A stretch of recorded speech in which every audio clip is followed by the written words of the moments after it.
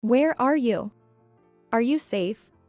Half shouting, I checked on Michael's well-being, who I presumed was at the site of the fire. But over the phone, he replied with an annoyed tone. What's with the sudden call? I'm at work, obviously. And don't call me during work hours.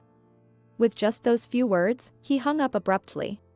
It would be impossible for him to be working as usual at the site of a fire. Realizing that Michael wasn't at his workplace, I was convinced of his betrayal and decided to proceed with a plan I had prepared earlier. My name is Susan, I'm 29 years old. As a nurse working in a hospital, I face numerous patients daily. Having been known as a caring and a nurturing person since childhood, I still enjoy being helpful to others as an adult. Thus, I even consider nursing to be my true calling. I have a beloved husband whom I've been married to for 2 years, living a happy married life in Michael's company housing. We met through a mutual friend 3 years ago. At a gathering with a few friends, Michael, perhaps out of shyness, drank too quickly and soon passed out. Maybe it was due to my profession as a nurse or just my nature. But I couldn't leave intoxicated him alone and ended up taking care of him at my place, despite it being our first meeting.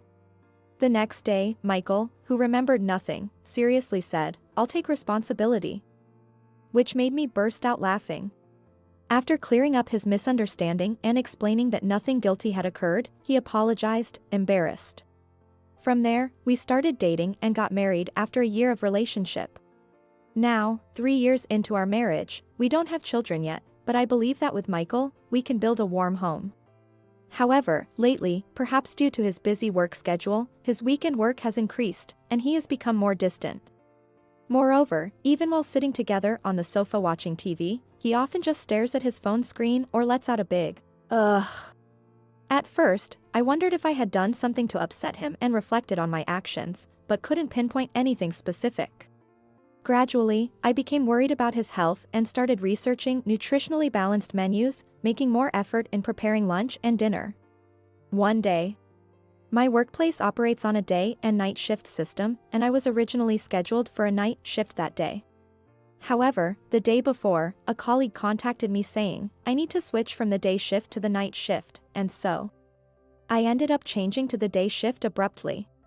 Since I had initially told Michael I would be on a night shift, I planned to inform him of the change but got caught up and ended up only being able to contact him on the day itself. I sent a message saying, my shift changed to day today, so I'll make dinner and wait for you, but didn't receive a quick reply. Thinking he might be busy at work, I focused on my duties, and hours later, I got a simple "got it" reply. Previously, he would reply sooner even during work, but lately it was just short responses. Is his job that demanding, or is this just what happens after 2 years of marriage? Feeling a bit lonely, I hurried home after buying ingredients from the supermarket, determined to make another nutritious meal. I was quite pleased with today's cooking. After plating the food, I took a photo and posted it on my cooking SNS account. Cooking for him has been my motivation, but lately, posting photos on SNS has also become a joy. Minutes after posting the photo, I received a notification on my phone. They commented again so quickly. One of the cooking buddies I met through my SNS cooking account has been commenting a lot lately. This connection, different from those with my coworkers, feels fresh and makes me happy. As I was doing this, he came home from work, and I quickly reheated the food, waiting to share dinner with him. Hi, dinner's ready. Was today busy for you? Yeah, thanks, it was tiring. By the way, you had a day shift all of a sudden. After seeing him, looking tired, sit down, I brought the reheated dinner to the table. Yeah, a colleague had an urgent matter. Sorry for the late notice, okay? We both sat down, said our thanks for the meal, and started eating. It's fine, it was a sudden change. But I'd appreciate it if you could let me know earlier next time. Sometimes I make plans to go out with colleagues. Ah, right, I understand. While saying this, I noticed he wasn't eating much. Is the food not to your liking? I wondered if it didn't suit his taste. When I asked out of concern, Michael, who was holding his fork, suddenly stopped and then opened his mouth with a somewhat awkward expression. No, it's not that. I just don't seem to have much of an appetite. Sorry, I'll eat it tomorrow morning. He gave a bitter laugh, said, "Thanks for the meal," and then stood up, heading towards the bathroom. More than half of the meal was still left on the table. As I suspected. With a new certainty in mind, I followed him to the bathroom. "Hey, are you feeling unwell? You've been looking a bit down lately. I'm worried, so please go to the doctor." While brushing his teeth in the bathroom, he rinsed his mouth and laughed off my words, denying them. "I'm fine, really. It might be because I haven't been exercising much lately. I'm going to go for a walk now." Saying that, he quickly got ready and headed to the front door. "I'll come with you," I offered, but he gently declined. This made me even more worried. So, I decided to secretly follow him after he left, just in case he collapsed and needed immediate assistance. Even though that was my official reason, somewhere deep down, I might have already been swirling with a different kind of anxiety. That anxiety proved to be well-founded almost as soon as I started tailing him. Contrary to my worries, Michael, walking briskly, stopped in front of a park a short distance from our house. He looked around and seemed to be contacting someone on his phone. Then, a white car pulled up. Michael approached the car, briefly spoke with the person in the driver's seat, and then. It was hard to see in the dark. I moved a bit closer to the car, and my eyes caught the person in the driver's seat. A young woman with long curly hair, giving off a bewitching impression. The moment I saw her, my hand instinctively reached for my phone and started the camera. Michael got into the passenger seat. The woman smiled at him. I reflexively captured the moment in a photo, and by the time I came back to my senses, the car with the two of them had already driven off. Shock, confusion, suspicion, a whirlwind of emotions rendered me unable to move from that spot. Then, I received a message from him saying, "I ran into someone I know, so I'll be home late." Someone he knows? By chance? The scene I had just witnessed was seared into my mind, and I couldn't bring myself to believe his words. Eventually, he didn't return home until after 1 a.m. My anxiety having reached its limit, tears streaming down my face, I confronted him with the photo I had taken. Seeing the photo, he froze for a moment, then quickly tried to laugh it off, saying, "Oh, I just happened to meet her during my walk. She's a client from work. It was just a consultation, nothing more." "Trust me," he said with a sorrowful look, almost as if he were the victim, discouraging any further questioning. After that, his work seemed to get busier, and he often had to work overtime, especially on days I had a day shift. Despite our increasingly divergent schedules, I tried to find time to talk about what had happened. Only to be turned down because he was too tired. Overtime yesterday, working on his day off today.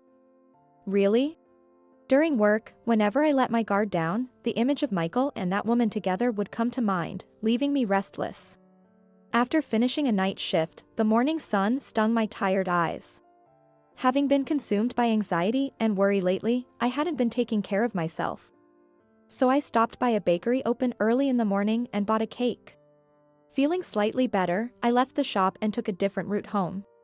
This area, with many hotels, often has couples that seem to be up to something, but it was quiet this early in the morning. Carefully walking to prevent the cake from crumbling, I thought to myself, "I have some tea at home, maybe we could enjoy it together." Across the street from the hotel I was passing, I caught a glimpse of a young couple coming out. My eyes casually drifted over, and I froze. It was Michael, smiling sleepily, and the woman with the long curly hair from the other day, smiling back at him. The cake slipped from my hands and squished onto the ground. With my mind going blank, all that remained was a sense of duty. I must capture evidence. With trembling hands, I took out my phone and captured a photo of the two of them, arm in arm, smiling at each other. The shot captured them looking like a couple in love. My heart pounded, and a cold sweat broke out. Indeed, he was lying. In my field of vision were the cake box on the ground and the photo of the two. While staring blankly at them, I thought in the back of my mind, I can't stay with him anymore. One day, after a series of events turned my suspicions about him into certainty, the word a divorce began to feel like a real option. That day, I was working the day shift as usual, busy with my tasks. While I was on the phone, I could hear the sound of fire engine sirens in the distance, passing through the neighborhood. It wasn't just one, but 2 or 3 in a row, which made me a bit worried that there might be a fire somewhere. After finishing the call and taking a moment to breathe, two colleagues who had been to the wards returned, saying, "It's scary, isn't it?"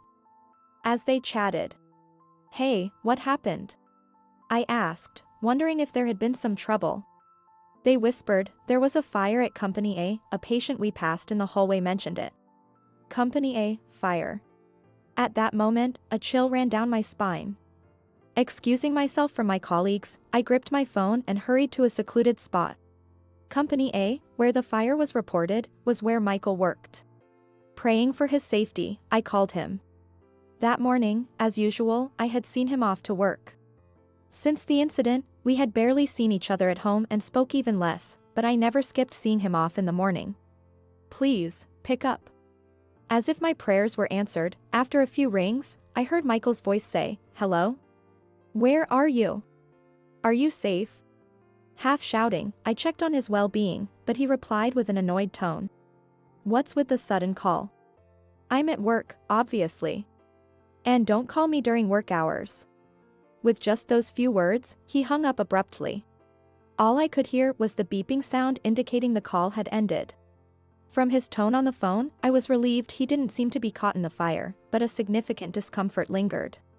It would be impossible to work normally at the sight of a fire. Furthermore, his earlier words and attitude, which trampled over my worried feelings, began to fuel my anger. He must not be at his workplace right now. I had seen him off to work as usual that day, but he must not have headed to his workplace. Since getting married, I might have been unknowingly seeing off him as he went to another woman. Out of the corner of my eye, I thought I saw a glimpse of lustrous long curly hair swaying. With a firm decision in mind, I dialed a certain number on my phone. After finishing work safely, I hurried home and began gathering all the furniture and appliances. Then, the doorbell rang, ding-dong. When I opened the door, it wasn't Michael standing there, but a friend from college. This friend, who knew about my situation with Michael, had volunteered to help me with my escape this time. Despite calling from work and asking for urgent help with moving my belongings, she gladly accepted. "Thank you so much. I'll treat you to something nice next time." Expressing my gratitude, she responded with a smile, "You've had a tough time, haven't you? I'm always here to help." I felt warmed by the thought of having such a good friend during these challenging times. Together, we moved the furniture and appliances out and loaded the clothes I had prepared a few weeks in advance into the car. The room, now devoid of the furniture and appliances I had used since my single days, looked almost empty. Looking at the room, I asked myself again if I had any regrets about leaving this life behind. No, I don't need it anymore. Without a second glance back, I briskly turned on my heel, heading to an apartment near my workplace. In fact, the day I witnessed Michael coming out of the hotel with her, I went straight to a real estate agent in a burst of momentum. Though I wasn't entirely set on divorcing, I had rented an apartment in advance, just in case. I started unpacking the moved-in belongings, reassured that I had made the right choice. Then, I suddenly remembered something and took out my phone. Holding the phone to my ear, I waited for the impersonal voice guidance to begin. A few hours later, the moving work had come to a pause. As I was taking a break, a call came in on WhatsApp. Checking the display, I saw Michael's name. I sighed and, after a brief pause, answered with a "Hello? Susan, where are you right now? I came home to an empty house, and my phone's been disconnected." "What's going on?" "Most of the stuff in the house was mine to begin with, so I just took it. The phone was under my name, so I canceled the contract." His panic was palpable through the phone, but I stated the facts calmly. "Wait, I thought you couldn't use your phone." "I can only use WhatsApp when connected to Wi-Fi." "But forget that, are you seriously running away from home? You're joking, right?" His obliviousness to the situation only added to my irritation. "Are you serious right now? Don't pretend you forgot our conversation earlier today. It's impossible for someone to calmly work while there's a fire going on." Struggling to keep my anger in check, I asked what I had wanted to know all day, no, for a long time. "Where were you, and who were you with, instead of going to the office?" At my question, he caught his breath and fell silent. After a brief silence, perhaps unable to withstand my silent pressure, he began to speak as if resigning himself. The story I told you before, about running into a client while on a walk, was a lie. She's actually a colleague from work. And I was at her house today. The story he unraveled was just as I had anticipated. He had started an affair with the receptionist, Amanda, 6 months ago. They had been meeting on the days I had night shifts. But recently, as she became more demanding, he lied about working overtime or on holidays to meet her. Today, they had both taken a day off to spend at her place, where they learned about the fire when she received a call on her phone. After confessing everything, he still said, "Please forgive me," with a pleading voice over the phone. I thought it was absurd. "I'm glad I got to hear the truth from you. I tried my best to build a good home during our short marriage." Over the phone, I could tell he was saying, "Wait," trying to hold me back, but I ignored it and continued speaking. "I want a divorce because of your affair. We'll proceed with divorce through our lawyers. Goodbye." He seemed to want to say more, but, resigned to my firm stance, he only murmured, "Okay." The fire at Company A was later covered by local news due to its scale. Watching the report, I was stunned. The culprit was Michael's mistress, Amanda. She had sneaked into a company meeting room early in the morning, frayed a curtain, and lit the resulting thread with a lighter. The fire quickly spread across the curtain, leading to the meeting room's complete destruction. Fortunately, the building itself only sustained partial damage, but security footage revealed Amanda's actions. As for her motive, she said, "The married man I was dating wouldn't divorce, and threatening to expose our relationship at work didn't work. I thought I had to do something like this." I couldn't understand why she would commit a crime just to be with Michael. According to her colleagues, Amanda often complained about being lonely, saying, "It's hard being alone." Maybe she envied married people who seemed to have everything and thought acquiring such a relationship would fill her own void. I realized that feeling lonely despite being with someone could be far worse. After the divorce discussion, I had no direct contact with Michael, but we proceeded with the divorce through lawyers. Meanwhile, I heard about Michael's situation at work. After the fire, he, genuinely unaware of the situation, was shocked to learn the truth from the HR department.